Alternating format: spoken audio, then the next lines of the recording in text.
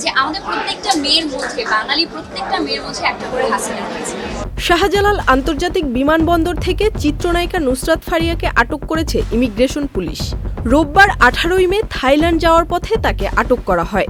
Immigration police সূত্রে জানা গেছে, বিমানবন্দরেই নুসরাত ফারিয়াকে প্রাথমিকভাবে জিজ্ঞাসাবাদ করা হয়।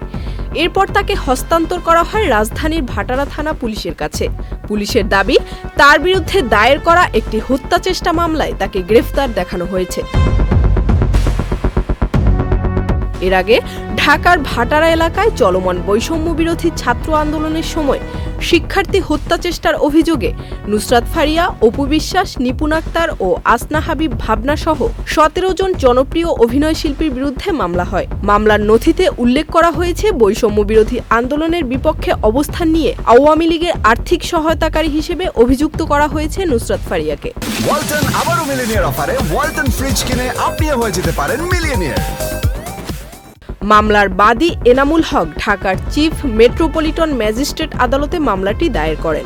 মামলায় সাবেক প্রধানমন্ত্রী ও আওয়ামী লীগ সভানেত্রী শেখ হাসিনা, বর্তমান সরকারের সংশ্লিষ্ট 283 জন এবং আরও 3 থেকে 400 অজ্ঞাতনামা ব্যক্তিকে আসামি করা হয়েছে। অভিযোগে বলা হয়েছে, এসব আসামি বৈষম্য বিরোধী ছাত্র আন্দোলন দমন করতে বিপুল অর্থ সহায়তা দিয়েছেন। এ সময় গুলিবর্ষণের ঘটনায় বাদী এনামুল হকের ডান পায়ে গুলি লাগলে তিনি অজ্ঞান হয়ে রাস্তায় পড়ে যান।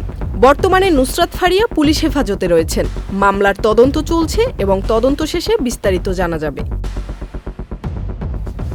Zerin Sumi, Channel I.